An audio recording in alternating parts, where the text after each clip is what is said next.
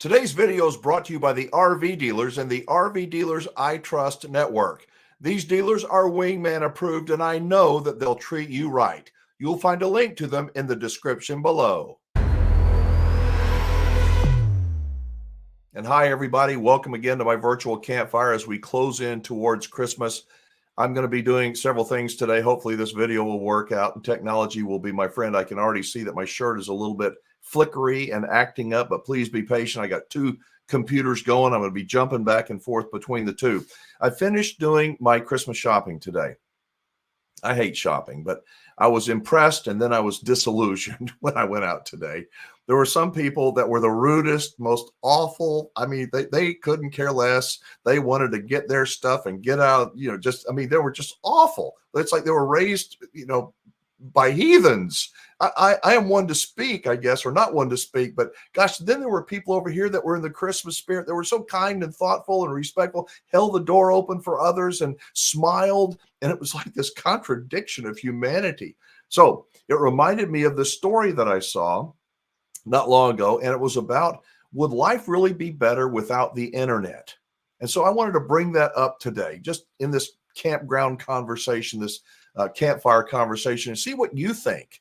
So the story is in the Atlantic, and it's written by a young man that talks about the internet. And he's not an RVer, but he does live pretty much off grid. And he talks about before the birth of his first child.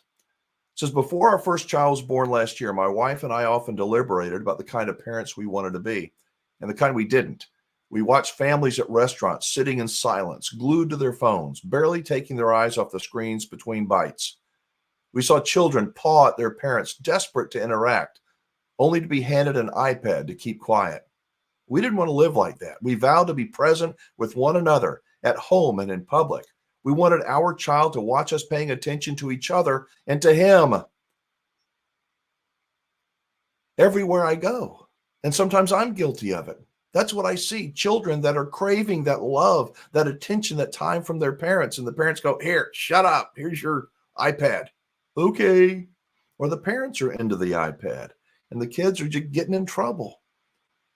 The story continues, says the reality after our son was born was quite different. In those sleep-deprived early days, I found myself resorting to my phone as a refuge from the chaos. I think a lot of people resort to their phone. It's their friend. It's a companion. I fell into some embarrassing middle-aged dad stereotypes. I developed a bizarre interest in forums and personal finance and vintage hats. I spent up to 4 hours a day looking at my phone while right in front of me was this beautiful life, a baby that we had dreamed about for years. It says my wife, Christina, felt abandoned in the isolation of new motherhood and complained of my near constant phone use. When you look at your phone, she told me, it's as though you disappear. I feel that way when my wife is constantly looking at her phone. While I love her, I hate having to share my relationship, my love with her, with the internet, with a screen. And I know she feels the same way. Can you relate to that? Or you don't struggle with that? When I talk with someone and they're looking down at their phone, I just think it's the most disrespectful, rude thing to do. Yet we all seem to kind of want to grab at it and do it. The story continues. It says, when it comes to having an unhealthy relationship with technology, I'm in good company. Most of us find that smartphones have made our lives better, but we struggle to use them in healthy ways. Nearly 60% of American adults told Gallup last year they use their phones too often. American adults spend an average of 4.5 hours on their phones each day, the research firm Insider Intelligence reported. Almost all of us keep our smartphones within arm's reach during waking hours, Gallup found, and most of us do when we sleep. Look where mine is, right here. Where's your phone? You're either looking at it right now, or I bet you it's like within arm's distance around you, right? The story continues. It says, one warm Saturday afternoon this past spring, I reached a breaking point. I've been on my phone for hours a day for the past several weeks. I found myself reaching for the phone whenever there was an opportunity or a brief pause in parenting responsibilities. Was this what life was going to be like for the next 30 years? Days filled with a series of small interruptions while I scrolled for scraps of trivia and news.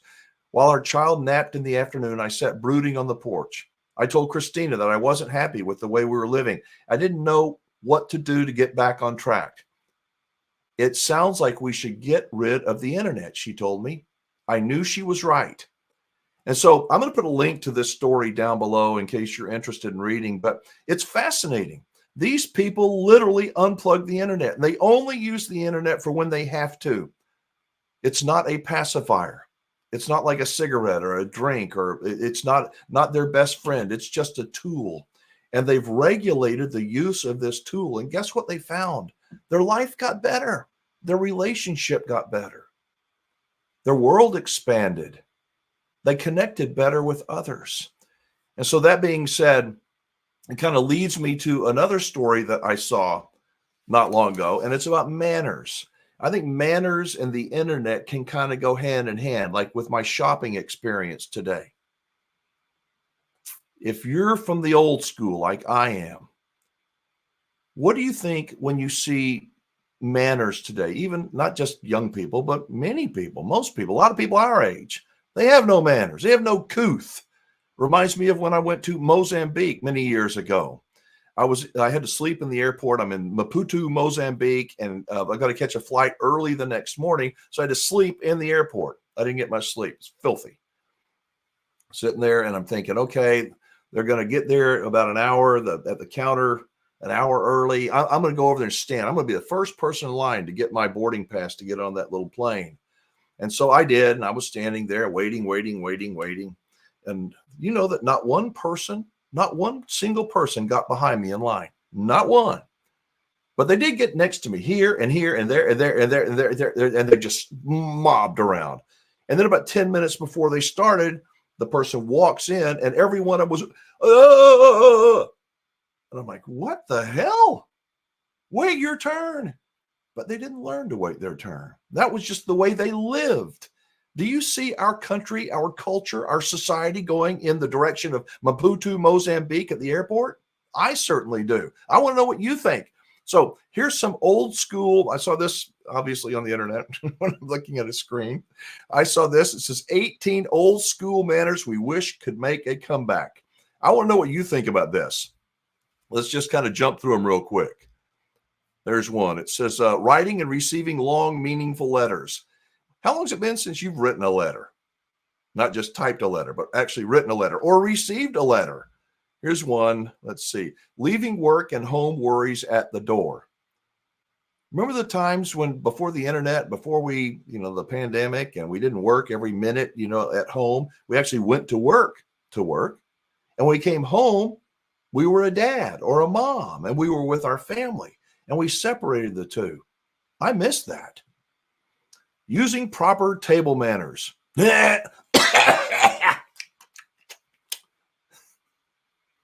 when I was raised, my parents tried to raise me with a little bit of couth and a few manners. I'm not the most well-mannered person you're going to ever see at a restaurant, but I try to be respectful. I try to act like a decent human being, and I look around. Don't you wish that children learned manners? Where do they learn them? They learn them at school? I don't think so either. They learn them at home by watching you and me and their mom and their dad. That's where they learn them. And so, I do miss, seeing people using proper table manners. It doesn't mean, may I please have the butter? It's not that. It's just having respect, turning off mobile devices and social gatherings. I love that. I'm on the board of directors of a couple of groups. And when we have a board meeting, we put our phones, we put them in a basket. We're supposed to turn them off. And if you hear of any of them go, that's a $25 fine. I think we ought to think about doing that. I mean, phones at the dinner table, and I'm guilty as well. What do you think? Here's another one. Holding doors open for others. I still do it. I still do it for my wife. We've been together for, feels like forever. In a good way. But I hold the door open for my wife and for all kinds of people, not just women, but men. I try to be thoughtful. Do you think it's a big deal? I think it is. It is frustrating, got to be honest, when you open the door for somebody and they just walk through. You feel like going, you're welcome. Have a nice day. But you don't do that. But I think that holding doors open for others is a nice thing. Handwritten thank you notes. That kind of goes with what was said before about handwritten letters. I think When you write something by hand, I remember as a child after Christmas, my mom, it wasn't my dad, but my mom said, "You're going to write thank you cards." Can't I just call them on the phone? Well, after you write the thank you card, then you can call and you can tell grandma that you are sending her a card, but you're going to write the card. And I'm so glad she did that. And I love writing things still to this day. Is it easier to text? Give a big old thumbs up. Thank you. Absolutely, it's easier. But what is more meaningful? Making proper introductions at a party. I was at a Christmas party not long ago, and this person introduced me and said, "Hey," I can't remember the person's name, "Bill, this is Alan Warren." And then they just walked away. I'm sitting there with Bill and Alan Warren. How about this is Alan Warren? He's my neighbor, and he does this show about RVing and whatever. Something. Bill is the guy that works over. He's the manager of the auto parts store. Give some context, give an introduction so the two people that are talking can kind of, oh, I was just there the other day, or you have something to start out from instead of this awkward, "Hey, Bill. Hey, Alan." I don't know. All right. So next one, not interrupting while somebody's speaking. How much interrupting do you see? And I got to tell you, I am really good at doing it. Really good. Listen, don't interrupt. Men offering their seats. How many of you, when a woman, you're going, "Oh, you know what? There's not enough chairs here." And somebody comes in, or an elderly person, you get up and go, "Here, why don't you sit here?" I was at the doctor's office not long ago, and there's nobody wants to sit next to each other. And this woman comes in on her walker. I'm like, you know what? I'm gonna, she sat there and she didn't thank me. I mean, I think she was grateful, but it made me feel good to, you know what? I was the only one that was polite enough with these 20 something people in this waiting room to go, "Hey, ma'am, would you like to sit here?" Dressing appropriately for occasions. I think that's kind of an important thing. What do you think about some of these things? Are you old school and wishing that old school would come back? Speaking of that, I'm going to talk about my Facebook group and manners in my Facebook groups. Most of the people around this virtual campfire and in my Facebook groups are pretty well behaved. And by the way, I know this video is going on kind of long, but maybe you're still here and watching. I hope you are. If you would, click the thumbs up button. I'm going to play this video for you. It came from Texas RV Camping, which is one of my many groups. You see Texas RV Camping up here, 76,000 members. Let me show you what happened. So here's a post that you see, that nice family. This post is these people are wanting to know what are people's favorite RV parks and why. The 3,100 people were out there that read it. And most of the people, our theme is RVers helping RVers. And look at all these helpful people. I mean, it's awesome.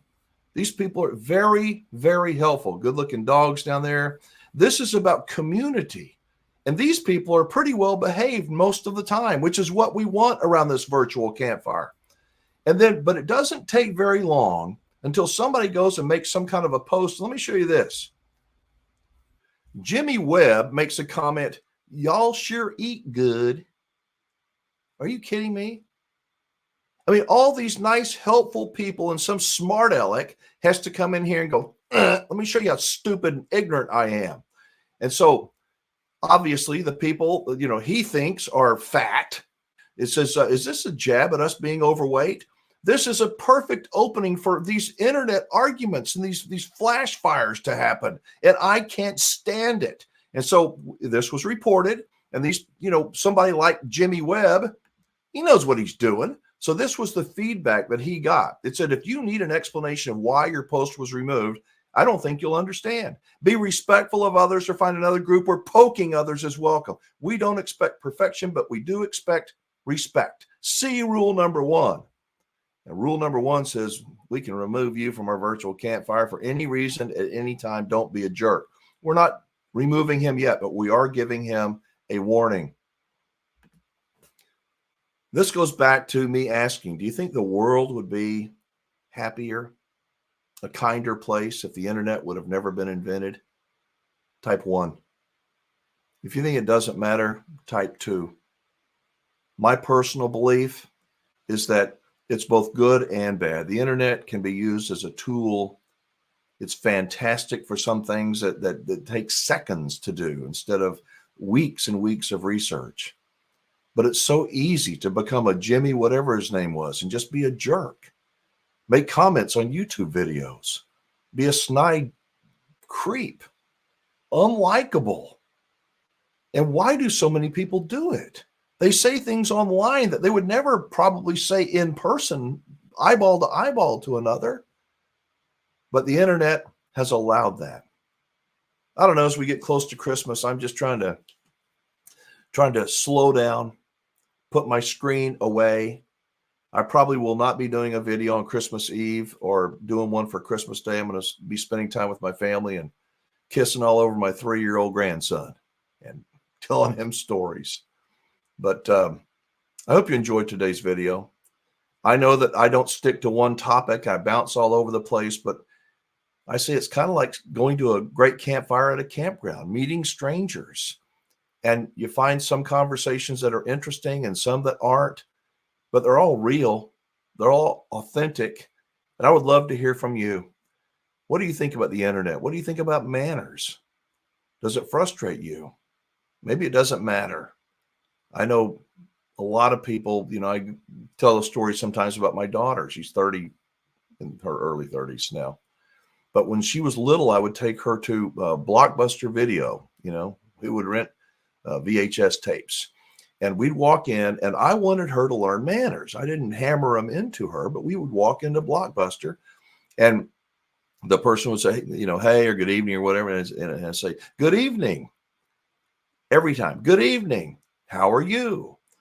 And my little 5-year-old daughter would walk into Blockbuster, and sometimes I would just not say anything. We'd walk in holding hands. The person would just look up, and she would say, good evening. How are you? And it blew the people away. I taught her to say please and thank you like Barney. Please and thank you are the magic words. Where's Barney? We need Barney. And I need to go. Sorry for talking so long today, but thank you for being a part of my community. I do appreciate it. Drop a comment. Let me know what you thought about today's video. Maybe I'm, as I say, off my rocker. I probably am, but I am grateful for you spending a few minutes with me. Thank you very much. I'm Alan Warren, the RV Wingman. Be safe, have fun, play nice, and don't leave your good manners at home. Merry Christmas, everybody. Hey, it's the RV Wingman, and if you're looking for an honest RV dealer, one that will work hard to earn and keep your business, I hope you'll check out the RV dealers I trust. I really do trust them. I think you can trust them as well. Go to rvdealersitrust.com. That's rvdealersitrust.com.